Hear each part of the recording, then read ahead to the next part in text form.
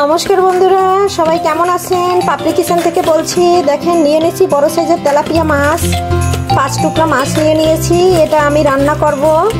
এখন আমি হলুদ ও লবণ দিয়ে সুন্দর করে মেখে ভেজে নেব।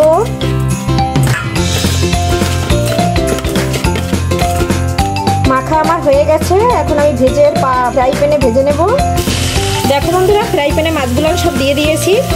এটা আমি উল্টে পাল্টে সুন্দর করে লাল করে ভেজে নেব। একটা পাশ ভাজা হয়ে গেছে, আমি আর একটা পাশ এখন উল্টে দেবো।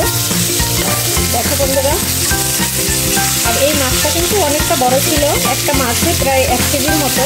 আমি মাথার ক্ষেত্রে একটুও দেই নাই, শুধু মাঝখানে নিচ্ছি আর লেগুরটা নিচ্ছি।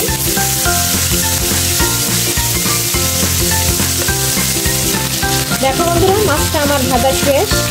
এখন আমি চলে যাব রান্না করার জন্য। এটা আর ভাজবো না, একবারে জেতা মাছ আমি সুন্দর করে ভেজে নিয়েছি। তেলাপিয়া মাছটা ভেজে সুন্দর করে উঠিয়ে নিয়েছি। সবজি দিয়ে রান্না করব। গাছের কয়েকটা ছোট বেগুন কেটে নিয়েছি আর কয়েকটা টমেটো কেটে নিয়েছি। এই দুটো দিয়েই তেলাপিয়া মাছটা রান্না করব। কড়াই বসিয়ে দিয়েছি, সাদা তেল দিয়ে দিলাম। ফোড়নে একটা তেজপাতা দিয়ে দিলাম ছোট করে চিড়ে, গোটা জিরা দিয়ে দিলাম, 2 টুকরো দারচিনি দিয়ে দিলাম পেঁয়াজ। এটা আমি একটু সুন্দর করে কষিয়ে নেব। আজকে আমি এখানে কোনো বাটা মশলা ব্যবহার করব না। কয়েকটা কাঁচামরিচ দিয়ে দেব। কেটে রাখা বেগুনগুলো আমি আগে দিয়ে দিচ্ছি। এটা দিয়ে আমি একটু হলুদ লবণ মরিচ সব দিয়ে কষিয়ে নেব। টমেটো বেগুন সব কিছু একসাথে দিয়ে দিচ্ছি। এখন দিয়ে দিলাম স্বাদ মতো লবণ, পরিমাণ মতন হলুদের গুঁড়া। আজকে একটু মরিচের গুঁড়া বেশি দেবো, যেহেতু আমি বাটা মরিচ ব্যবহার করি নাই। এটা দিয়ে যে জলটা বের হবে, এই জলেই আমি সুন্দর করে সবজিটা কষিয়ে নেব। দিয়ে দিলাম কিছুটা ধুন্দো জিরার গুঁড়া। দেখো বন্ধুরা, অনেকটা জল বের হয়েছে।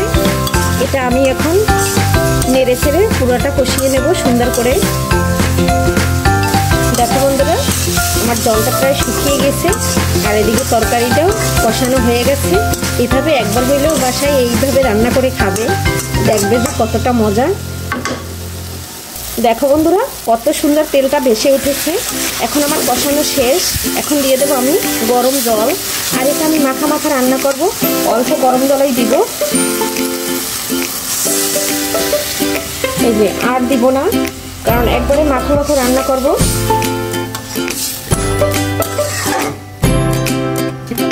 দেখো বন্ধুরা, জলটা দেওয়ার সাথে সাথে ফুটে উঠেছে আর আমি ভেজে রাখা মাছগুলো দিয়ে দিয়েছি। বন্ধুরা, পাপড়ি কিচেনের ভিডিও যদি ভালো লাগে তাহলে একটা লাইক কমেন্ট শেয়ার দিতে ভুলবেন না। আর এরকম আমি নিত্য নতুন রেসিপি নিয়ে আপনাদের মাঝে আসব। আমার সব টমেটো বেগুন সব সিদ্ধ হয়ে গেছে। টমেটোগুলো এরকম আস্তে আস্তে থাকবে আর বেগুনগুলো আস্তে আস্তে থাকবে। আর এই পর্যায়ে এখন আমি একটু গরম মশলা দিয়ে দেব, একটু জিরা দারচিনির গুঁড়া দিয়ে দেব, দিয়ে আমি নামিয়ে নেব। দেখো বন্ধুরা, আমি গরম মশলার গুঁড়াটা দিয়ে দিয়েছি। এখন আমি আর একটু নেড়ে দেব, নেড়ে ছেড়ে। আর এদিকে দেখো বন্ধুরা, আমার রান্নাটা শেষ।